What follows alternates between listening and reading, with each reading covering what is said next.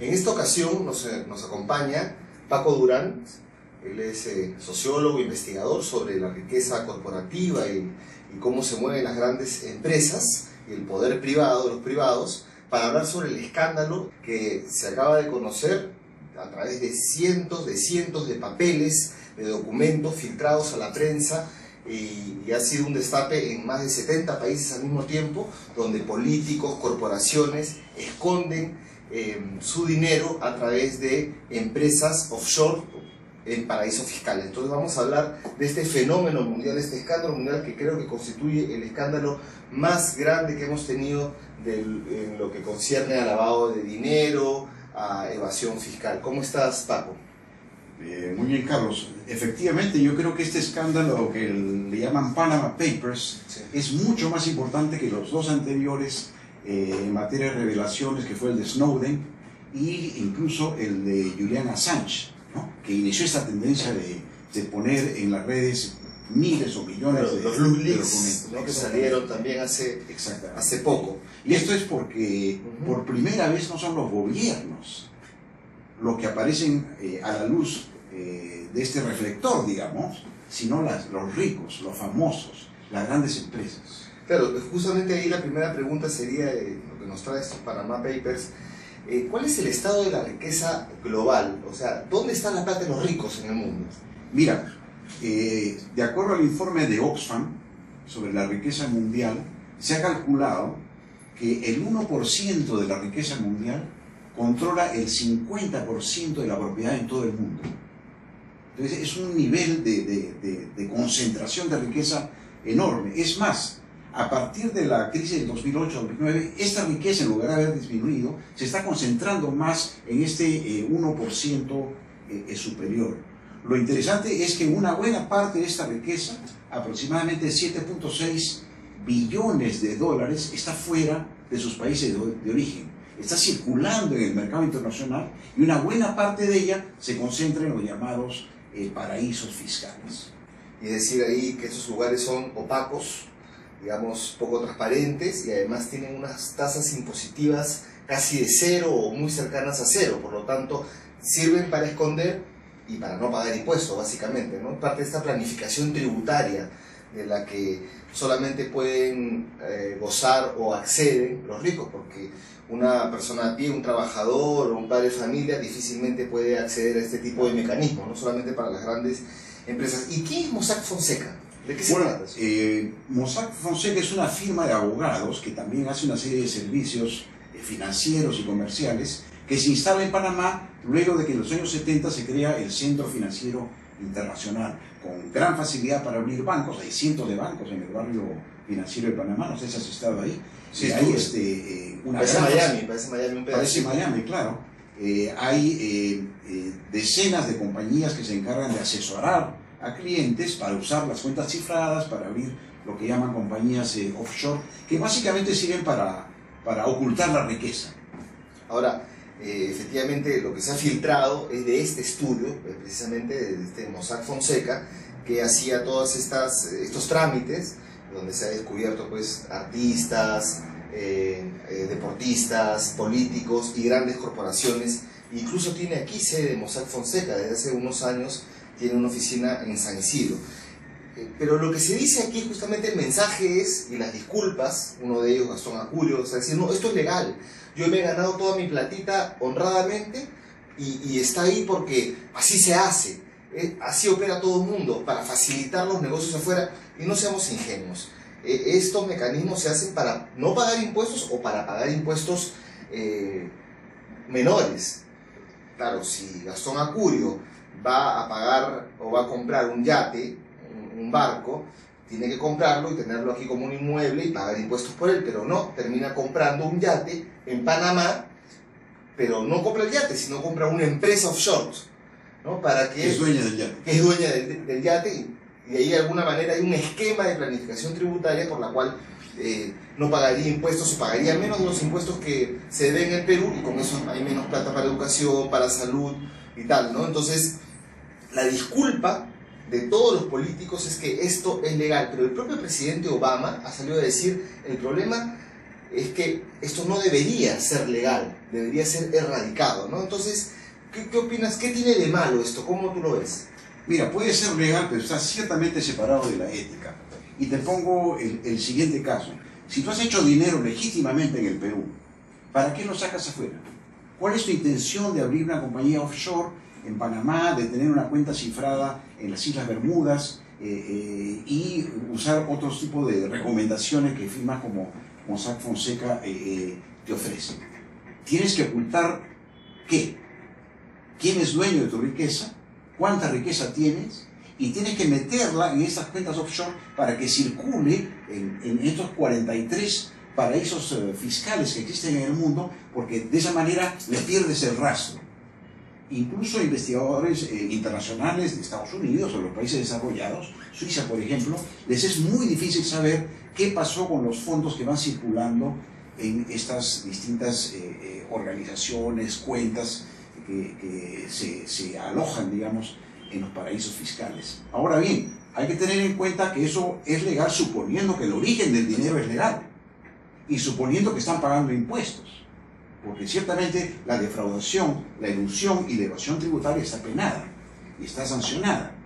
Entonces, a nivel mundial te hablaba de los 7.6 billones de dólares, de los cuales que están circulando en el mundo fuera de sus países de origen. Se calcula que hay una evasión del orden de los 190.000 millones de dólares. O sea, todos los estados, al permitir este tipo de prácticas y al tolerar la existencia de los países fiscales, están perdiendo ingresos, afectando a sus poblaciones. 191 al año. Al año. Bueno, en cuanto a esa cifra, conversábamos hace algunos programas con Oriana Suárez de Transparencia Financiera Internacional y ella nos decía que hay distintos cálculos, ¿no? Unos más conservadores, otros no, otros incluyen solamente lo que es ilusión, evasión, otro triangulación, falsa facturación, manipulación de precios, una serie de cosas, y entonces hay cálculos de todo tipo, pero lo cierto es que ella nos daba un dato, que Global Financial Integrity, que es un think tank que queda en Washington, que se dedica a mirar los flujos financieros ilícitos de los que tú estás hablando, o sea, de esa parte que está yendo por todo el mundo, este dinero que está viajando por todo el mundo, ¿cuál es lo ilícito? Y ellos identifican que de lo ilícito, el 80% de lo ilícito es de origen comercial, es decir, fraude tributario. Que no tiene, y que el 20% eso nada más es lavado, crimen organizado, corrupción. Entonces estamos hablando efectivamente de lo que nos muestra Mossack Fonseca, que es toda una articulación para que las personas paguen menos impuestos, suponiendo que este dinero tenga un origen lícito. Así es, la razón por la cual ocultas tu dinero, tu riqueza, tus propiedades, es porque no quieres que alguien la vea. ¿Quién la va a ver? El Estado donde tú resides, que es el que te tiene que cobrar impuestos. Entonces, es básicamente un mecanismo que facilita para el dinero bien habido la elusión tributaria o incluso la evasión, y para el dinero mal habido es una especie de cueva ideal, digamos, para ocultar tus ingresos y ponerlo a salvo de la fiscalización internacional. Entonces, el mundo globalizado de hoy, este tipo de paraísos fiscales, firmas como Mossack Fonseca, facilitan la ilusión tributaria y están protegidos por los países desarrollados, porque ahí es donde está gran parte de la riqueza mundial. Pero da la impresión de que esto fuera solamente o sea, es un tremendo escándalo, pero que es una cosa muy pequeña, porque el propio gobierno de Panamá ha salido a defenderse, a decir, soy un chivo expiatorio, porque hay que mirar Delaware, que es Estados Unidos, hay que mirar la City de Londres, que tiene mucho más todavía entramado. ¿Tú más o menos sabes de estos otros paraísos fiscales? Es una lucha entre cínicos, ¿no? Porque países como Estados Unidos o el Reino Unido o Suiza le dicen, mira Panamá, mira las Bermudas, mira las Islas Seychelles, que son los pequeños paraísos fiscales que aprovechan esa soberanía para hacer estas operaciones. Pero ellos mismos las toleran, porque es su clase alta, los ricos, las corporaciones de estos países, las que utilizan estas ventajas para dejar pagar impuestos. Al mismo tiempo, en estos países hay varios regímenes especiales, digamos, de tipo tributario que te permiten pagar menos impuestos y ciertamente favorecen la elusión tributaria. Entonces yo creo que acá está en culpa los grandes países desarrollados, como también Panamá, las Islas Bermudas, las Islas Vírgenes, etcétera, etcétera. Estos 43 paraísos fiscales. Entonces es una especie de conversación entre cínicos para tapar este hecho y limitar el daño. Yo te cuento una cosa muy rápidamente. El 2001 yo asistí a una conferencia internacional de tributación en Santiago de Chile y hubo una propuesta para crear un fondo tributario internacional. Y la piedra angular de esa propuesta es que los países desarrollados eliminaran los paraísos fiscales, porque ese es el centro principal de evasión y de elusión tributaria. Han pasado 15 años, no han hecho nada, y ahora está ahí el tema de los Panama Papers. Entre el 2001 y el 2016, la cantidad de dinero, el flujo de dinero de ricos, famosos y corporaciones hacia los paraísos fiscales se ha incrementado tremendamente. Claro, y bueno, yendo al Perú, aquí nos hemos podido enterar, porque esto ha sido un escándalo global, y en Perú Convoca y Ojo Público se encargaron de sacar noticia y cada día están sacando más información. Podemos dividir como que en dos los actores que están involucrados. De un lado los políticos, donde se menciona a Keiko Fujimori, sus financistas, a PPK, que firmó una carta a favor de Pardo Mesones para que haga trámites con Mossack Fonseca, a Alan García, que también estaría involucrado, y también a Virgilio Acuña, como parte del grupo de los Acuña. Y de otro lado, las corporaciones, se ha tocado a Credicor. ¿Qué información tiene? En el caso de Glapra tienes a Garrido Leca, ¿no? Claro, Garrido Leca, que también estuvo vinculado en los electroaudios. Exministro. Entonces, ¿cómo tú ves? ¿Qué información tienes al respecto del Perú? Bueno, en el Perú habría que ver lo que hay, digamos, en este mega destape, ¿no? Pero ciertamente se puede dividir entre personajes políticos, algunos de ellos contribuyendo directamente a la campaña o en campaña, como PPK, y ciertamente tenemos a las grandes corporaciones. Yo creo que al final los medios, porque no pueden tapar esto más, y dado que hay organizaciones internacionales y organismos periodísticos de investigación independientes, ¿no?, que no caen en el juego de los grandes medios de comunicación, que no pueden ser contenidos o neutralizados por la prensa concentrada, van a sacrificar a los ricos y famosos, a los partidos políticos, a los agentes políticos, para ocultar el verdadero problema, que es el de los grandes grupos de poder, muchos de los cuales tienen holding corporations en los paraísos fiscales. Por ejemplo, aquí en el Perú... mira, justamente he hecho un estudio de los grupos de poder que tienen holding companies en paraísos fiscales. El primero es Credicorp.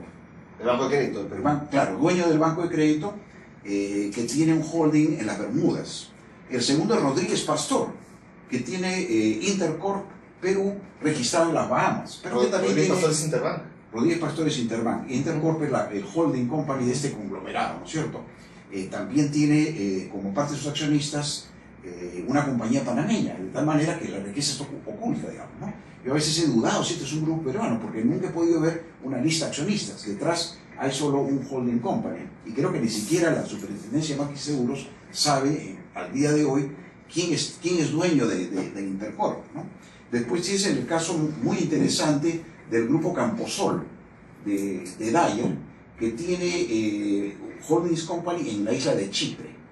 Ellos que sacan la responsabilidad social empresarial y todo, bueno, tienen esta práctica. Claro. Entonces habría que ver cómo ellos manejan sus cuentas entre las empresas peruanas y estos holding companies, y si ahí, recurriendo a los mecanismos de manejo de precios, digamos, los llamados precios de transferencia, ocurre una elusión tributaria. Y eso nos lleva a la cuestión principal, es si el Perú, la SUNAT, la SBS, están capacitados y tienen los instrumentos para corregir este problema cada vez más grave de elusión y evasión. Claro, solo para terminar, porque ya nos ganó el tiempo, Claudia Cisneros, que salió el año pasado así con varios artículos diciendo se han tumbado la norma 16 contra la elusión, esta ley 3230 en el marco de la reactivación económica, los paquetes de Segura, de Castilla. Entonces hemos quedado desprotegidos ante la elusión tributaria. ¿Tú cómo ves el rol de la SUNAT y la institucionalidad peruana? Hoy día la SUNAT tiene capacidades, pero le han cortado el brazo principal que le permitía investigar la elusión tributaria, que era la norma 16.